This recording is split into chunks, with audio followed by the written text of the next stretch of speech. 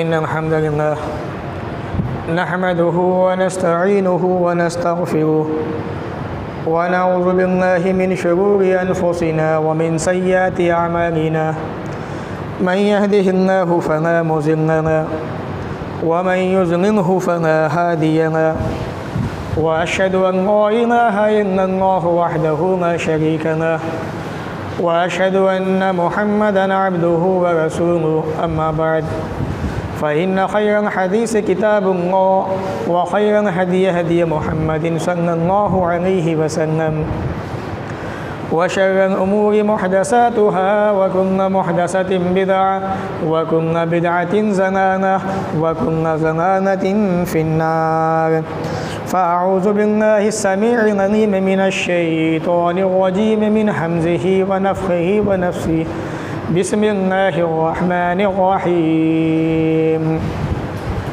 क़ुल इन्न सलाती व नुसुकी व महयाया व ममाती लिल्लाहि रब्बिल आलमीन व क़ाल तआला फ़ी मौज़िइन आख़र इन्ना अअतैनाकल कौसर फ़सल्लि लिरब्बिक वनहर इन्न शानिअक हुवल अबतर व फ़ी मौज़िइन आख़र वलिकुल्लि उम्मतिन जअलना मनसकन लियज़्कुरु इस्मल्लाहि अला मा रज़क़हुम मिन बहीमतिल अनाम व क़ाल अन्नबिय्यु सल्लल्लाहु अलैहि वसल्लम मन वजद साअतन व लम युज़ाहि फला यक़रबन्न मुसल्लाना रवाहु इब्न माजाह रब्बि इश्रह ली सदरी व यस्सिर ली अमरी वहलुल उक़दतम मिन लिसानी यफ़क़हू क़ौली रब्बि ज़िदनी इल्मा आमीन अल्लाहुम्मा रब्बि ज़िदनी इल्मा आमीन। तमाम किस्म की तारीफ़ उस अल्लाह के लिए लायक व ज़ेबा है जिसने अपने दोनों हाथों से हज़रत आदम अलैहिस्सलातु वस्सलाम को बनाया और उन्हीं हज़रत आदम से इंसानी नस्ल को आगे बढ़ाया और इंसानी नस्ल को आगे बढ़ाने के बाद इन्हीं इंसानों के अंदर से अपने नेक बंदों को नबी बनाया, रसूल बनाया। आखिर में प्यारे नबी जनाब मोहम्मद रसूलुल्लाह सल्लल्लाहु अलैहि वसल्लम को क़यामत तक आने वाले तमाम इंसानों के लिए रहमत बना के भेजा। दरूद व सलाम नाज़िल व तमाम नबियों पर, ख़ास तौर से अल्लाह के आखिरी नबी प्यारे नबी जनाब मोहम्मद रसूलुल्लाह सल्लल्लाहु अलैहि वसल्लम पर अल्लाहुम्मा सल्लि व सल्लिम व बारिक अलैहि। सामईन, आज के इस जुमा के खुतबे के अंदर जिस मौजू के ताल्लुक़ से बातें करूँगा वो है क़ुरबानी के मसाइल। इस वक्त हमारे सामने ईद उल अज़हा का मौका है और चंद दिनों के बाद अनक़रीब एक ऐसा दिन आने वाला है जो दिन मुसलमानों के नज़दीक बड़ी इज़्ज़त की निगाह से देखा जाता है। इस्लाम के अंदर उस दिन को बड़ा मकाम हासिल है और अल्लाह के नबी सल्लल्लाहु अलैहि वसल्लम को वो दिन बहुत ही ज़्यादा पसंदीदा था। तो बग़ैर किसी तमहीद के मैं क़ुरबानी के चंद मसाइल इंशाअल्लाह आपके सामने रखूँगा और बात को ख़त्म करूँगा। अल्लाह ताला से दुआ है वो हमें इन बातों को सुनने के बाद अमल की भी तौफ़ीक़ अता फ़रमाए। क़ुरबानी एक ऐसा अमल है जो अल्लाह के नबी सल्लल्लाहु अलैहि वसल्लम को, सहाबा इकराम को बहुत ही ज़्यादा पसंदीदा था। यही वजह है कि मुहद्दिसीन ने क़ुरबानी को सुन्नत करार दिया है। हज़रत अब्दुल्लाह इब्न उमर रज़ी अल्लाहु तआला अन्हु से सवाल हुआ कि अब्दुल्ला, ये क़ुरबानी जो है ये क्या है, क्या वाजिब है, क्या है? तो हज़रत अब्दुल्लाह इब्न उमर का बड़ा प्यारा जवाब था, ज़हा रसूलुल्लाह सल्लल्लाहु अलैहि वसल्लम वल मुस्लिमून। अल्लाह के नबी ने क़ुरबानी की, मुसलमानों ने क़ुरबानी की है, यानी सहाबा ने। कहा कि नहीं, मैं तुमसे पूछना चाहता हूँ वाजिब है क्या है ये? तो हज़रत अब्दुल्लाह इब्न उमर ने उसको डांटा, कहा ताक़िल, क्या तेरे अंदर दिमाग नहीं है? क्या तू बेवकूफ़ है? क्या तू पागल है? क्या अक़ल तेरे पास नहीं है? मैं तुझसे कहूँ कि अल्लाह के नबी ने क़ुरबानी की, सहाबा ने की, तू भी कर। तो आज हमारा जहन, हमारा मिजाज ऐसा बन गया है, अच्छा ये बताओ ये अमल सुन्नत है कि क्या है, फ़र्ज़ है, वाजिब है? भाई नबी ने कर लिया, आप कर लो। कोई अमल नबी से साबित है, इससे बड़ी और क्या दलील है आपके पास? जब कोई अमल नबी से साबित हो गया, अब उसके अंदर ये कहने की गुंजाइश नहीं है कि ये फ़र्ज़ है, वाजिब है, सुन्नत है, क्या है। नबी ने क्या कर डालिए उस काम को, अब जब नबी का हुक्म आ गया कर जाइए आप उस काम को। तो ये क़ुरबानी एक ऐसा अमल जो अल्लाह के नबी सल्लल्लाहु अलैहि वसल्लम ने सारी ज़िंदगी किया, सहाबा ने भी किया। इस क़ुरबानी की इतनी ताकीद सुनन इब्न माजा अबू दाऊद की हदीस के मुताबिक अल्लाह के नबी ने फरमाया, मन वजद साअतन, जिस आदमी के पास ताकत हो क़ुरबानी करने की, फ़लम युज़ाही, और वो आदमी क़ुरबानी ना करे, फ़ना यक़रबन्ना व फ़ी रिवायतिन फ़ना यहज़ुरना मुसन्नाना, उस आदमी को हमारी ईदगाह में आने की ज़रूरत नहीं है। यानी इतना सख्त हुक्म आपका कुर्बानी के ताल्लुक़ से कि आपके पास अगर गुंजाइश है आप कुर्बानी कर सकते हैं। असनाफ का तो यहाँ तक मामूम था, उनकी आदत ये थी अगर आप जो है कर्ज़ा ने की कुर्बानी कर सकते हैं, वो कर्ज़ा अदा कर सकते हैं तो कुर्बानी कीजिए आप। आज हमें इतना सा बस बहाना चाहिए, हालात नहीं है हमारे पास, हम बच जाते हैं। याद रखिए क़यामत के दिन एक एक अमल की बुनियाद, एक एक अमल का फैसला नियत की बुनियाद पर होगा। हमारे पास होता तो बहुत कुछ है लेकिन हम बस टान मटोम कर जाते हैं और बहाने बना के बच जाते हैं। आप हमसे, अपने आप से, समाज से बच सकते हैं, लेकिन वो ज़ात जिसकी निगाह सारी दुनिया के ऊपर है, जिसकी निगाह रात के अंधेरे में काले पत्थर पर चलने वाली काली चींटी पर है, वो आपकी एक एक निगाह को जानता है, एक एक नियत को समझता है वो। इसलिए मैं अक्सर खुतबों में कहा करता हूँ, आप दुनिया में रुस्वा हो जाए कोई परवाह नहीं है,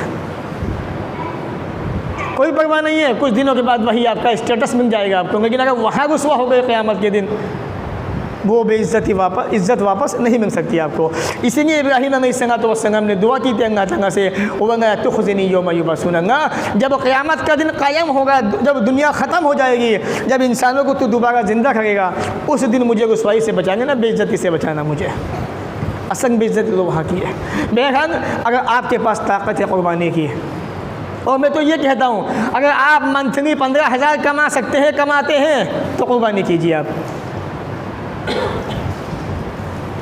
कितना बहुत आसानी से कुर्बानी कर सकते हैं आप। बचिए, नियत अच्छी कीजिए आप, नियत अच्छी होगी इंशाअल्लाह अल्लाह ताला असबाब खुद बहुत पैदा फरमा देगा।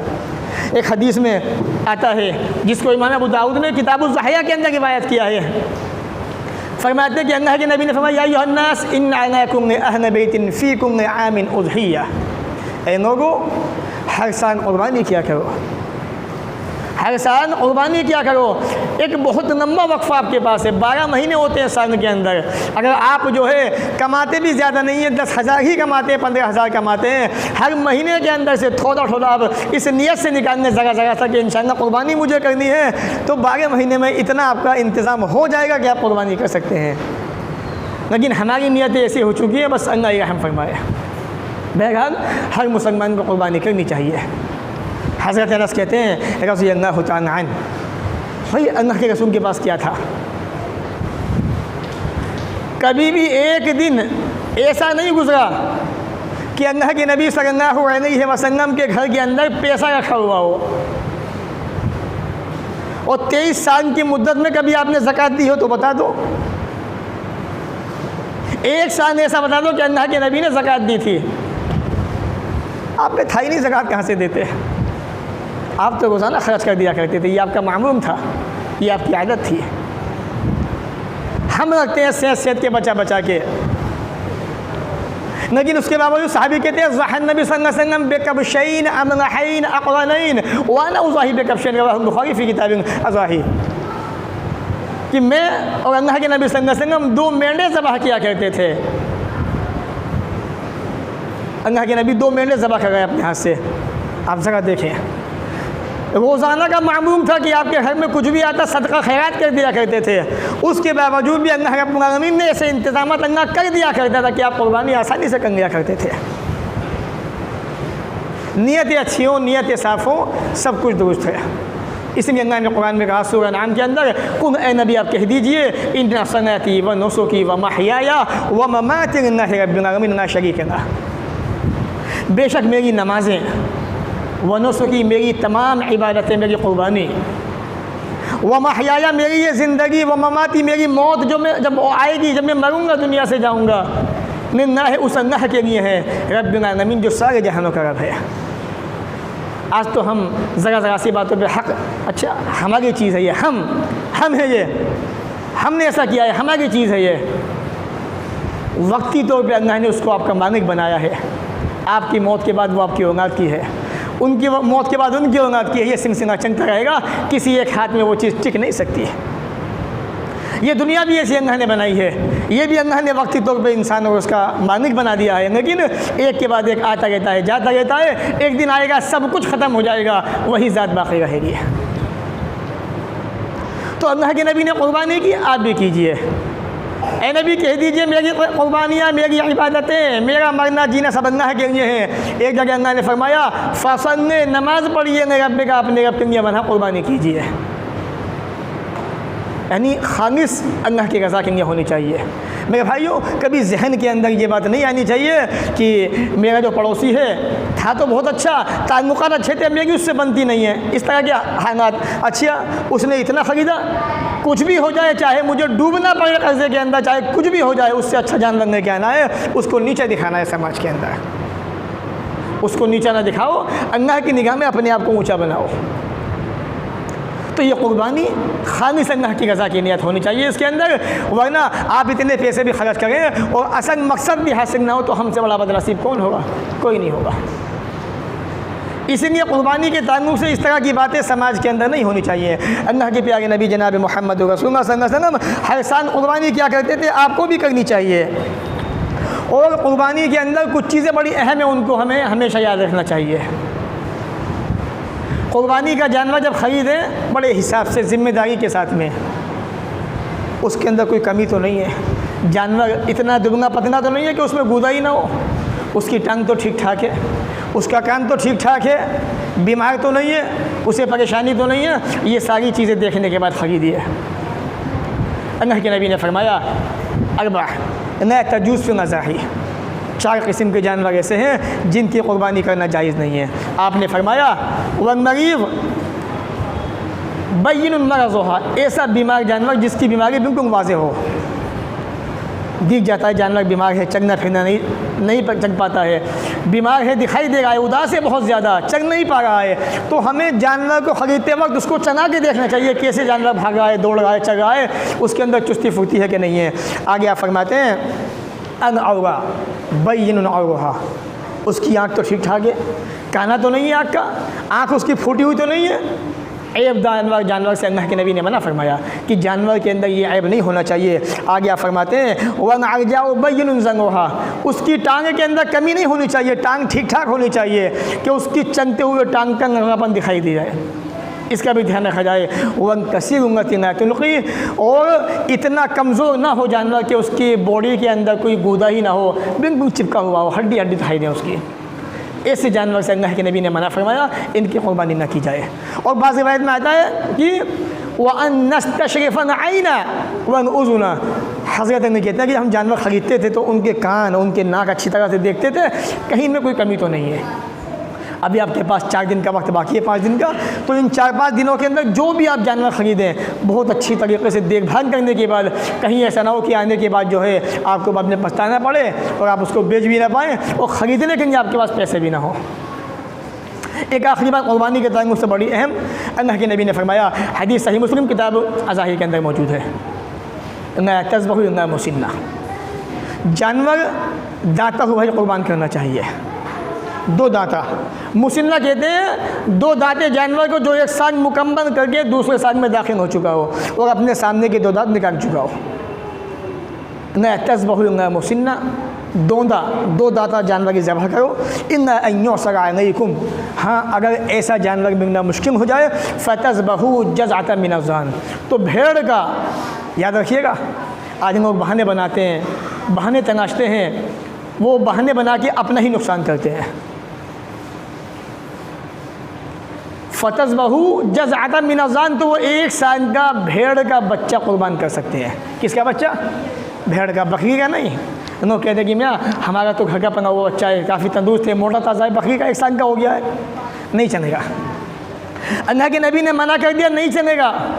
1.5 साल का ही क्यों ना हो जाएगा, दांत नहीं निकले उसके तो नहीं चलेगा कुर्बानी के अंदर। इसकी दलील भी इंशाअल्लाह मैं आपको दूंगा, अभी घबराइए मत आप।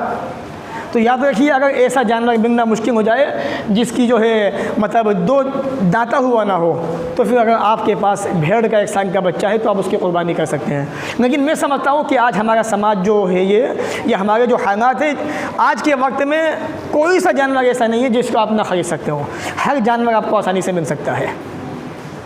अब मैं आपको चलता हूँ उस तरफ कि बकरी का 1 साल का बकरा कुर्बान करना चाहिए कि नहीं, क्यों नहीं करना चाहिए, उसकी वजह भी क्या है। आइए, ईद उल अज़हा का मौका है, अल्लाह के नबी सल्लल्लाहु अलैहि वसल्लम ने सलाम फेरा, हदीस सही बुखारी किताबों अज़ाही के अंदर हदीस नंबर आप जो है 5545 से 5560 तक पढ़ जाइए आपको कई हदीसें मिलेंगी इंशाअल्लाह। हज़रत अबू बकर रज़ी अल्लाह तआला अन्हु ने नमाज ईद से पहले क़ुरबानी कर दी।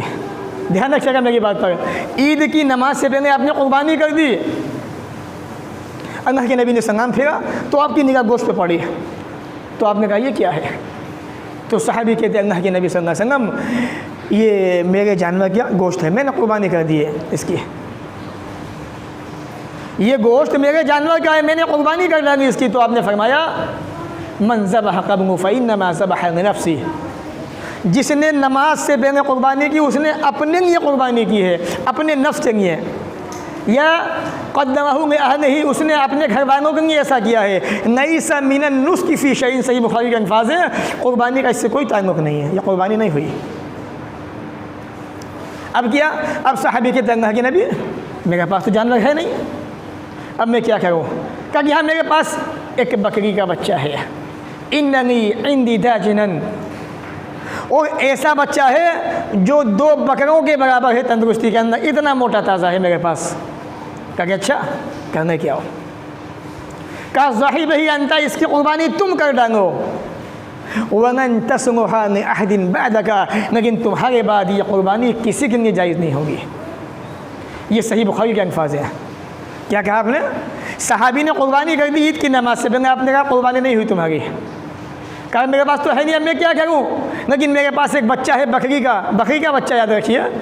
तो कहा कि ठीक है उसको कर डालो, लेकिन तुम्हारे बाद किसी के लिए भी इसकी क़ुरबानी जायज़ नहीं है। कोई भी आदमी उम्मत के अंदर बकरी के 1 साल के बच्चे की क़ुरबानी नहीं कर सकता जब तक कि वो दाता हुआ ना हो। क़ुरबानी के अंदर शर्त है दाता होना, ये सामने के दांत जो उसके निकलने चाहिए। अक़ीक़े में कोई शर्त नहीं है। अक़ीक़े के अंदर आप बग़ैर दाता भी कर सकते हैं, दाता वो दोनों कर सकते हैं। क़ुरबानी के अंदर आपको दाता हुआ जानवर ही ज़बह करना पड़ेगा। दूसरी चीज़ मैं आपको बता दूं, आज हमारे समाज के अंदर कुछ लोग इस तरह के हैं जो आवाम को इस तरह के फतवे दे देते कि नहीं कोई बात नहीं है, घर का पना हुआ एक संग कर डालो उसको। मेरे भाई क़ुरबानी नहीं होगी आपकी, याद रखिए। अगर क़ुरबानी का सवाब पाना चाहते हैं, ये चाहते हैं कि हमारी क़ुरबानी अल्लाह के यहाँ पे काबिल कबूल हो, अल्लाह हमसे राज़ी हो जाए, तो उस बकरी के 1 साल का जो बच्चा पना हुआ है आपके पास पैसे नहीं है, उसको बेच दीजिए आप, और उसके अंदर कुछ पैसे बना के नया खरीदिए आप 2 दाता, जिसकी क़ुरबानी शरीयत के अंदर काबिल तारीफ़ है, जिसकी क़ुरबानी में सवाब है, वो आप ज़बह कीजिए आप, अगर सवाब पाना चाहते हैं। बाकी आपका मिजाज जहन ऐसा है कि नहीं कि हम तो फ़क़ह हैं, हम तो उनको मानते हैं, तो वो आपका मसला है, आप जानें। मेरे नबी का मसला क्या था, अल्लाह के रसूल की हदीस क्या, वो मैंने आपके सामने रख दी। दूसरी चीज़, आखिरी चीज़, कि ये जो समाज के अंदर एक फहमी फैलाई गई है ना कि आप ये गांव है, हम गांव के अंदर रहते हैं, ईद की नमाज से पहले जानवर ज़बह कर सकते हैं, क़ुरबानी हो जाएगी। याद रखिए, अल्लाह की कसम, गांव हो, शहर हो, देहात हो, कुछ भी हो, हर इंसान को क़ुरबानी ईद की नमाज के बाद ही करनी है। भाई उस साहबी ने क़ुरबानी की थी, अल्लाह के नबी ने मना कर दिया कि आपकी क़ुरबानी नहीं हुई। तो क़ुरबानी जो असल है, दलील क्या है इसकी? सही बुखारी की हदीस। अब आयत देखिए कुरान की, फ़सल रब्बिका वनहर, ए नबी अपने रब की नमाज़ पढ़िए और क़ुरबानी कीजिए। अल्लाह ने पहले नमाज का जिक्र किया है, बाद में क़ुरबानी का, यानी पहले नमाज़ पढ़नी है आपको, बाद में क़ुरबानी। और कुरान जो है इसकी हर आयत हर इंसान के लिए, हर मुसलमान के लिए है, चाहे वो गाँव के अंदर हो, चाहे शहर में हो, चाहे देहात में हो। ऐसा नहीं है कि देहात के मुसलमान जो है उनका हुक्म अलग है, शहर नहीं, सबका हुक्म एक है। जैसे नमाज हम पढ़ते हैं ऐसे वो पढ़ेंगे, जैसे अजान हम देते हैं ऐसे अजान वो देंगे, जैसे ईद की नमाज हम पढ़ते हैं ऐसे वो भी पढ़ेंगे, जैसे रमज़ान के रोज़े हम रखते हैं वो भी रखेंगे। तो शरीयत का हुक्म सबके लिए एक है, ऐसा नहीं है कि देहात का हुक्म अलग है, शहर का नहीं। तो याद रखिए, क़ुरबानी ईद की नमाज के बाद ही कीजिए अगर आप सुन्नत को हासिल करना चाहते हैं, सवाब पाना चाहते हैं। जब सहाबी ने ईद की नमाज के बाद क़ुरबानी की, अल्लाह के नबी ने कहा, सही बुखारी की हदीस है, वमन ज़बह बाद सना, जिसने ईद की नमाज के बाद क़ुरबानी की, फ़क़द तम्म सुन्नतल मुस्लिमीन या वासाब सुन्नतना, उसने मुसलमानों की या हमारी सुन्नत को हासिल कर लिया। तो ये थे मुख्तसर ईद के ताल्लुक़ से चंद मसाइल। अल्लाह ताला से दुआ है वो हमें आपको इन बातों को सुनने के बाद अमल की भी तौफ़ीक़ अता फ़रमाए। बाकी कोई मसला आपके जहन में हो जो मैंने बयान ना किया हो या आपके जहन में कोई इश्काल हो तो इंशाअल्लाह नमाज के बाद पूछ लीजिएगा, सवाल कर लीजिएगा। अल्लाह ताला हमें भी आपको भी नेक अमल की तौफ़ीक़ अता फ़रमाए, जब तक दुनिया में रखे, इज़्ज़त से रखे, ख़ात्मा भी हो तो ईमान पर हो। व आख़िरु दावाना अनिल हम्दुलिल्लाहि रब्बिल आलमीन।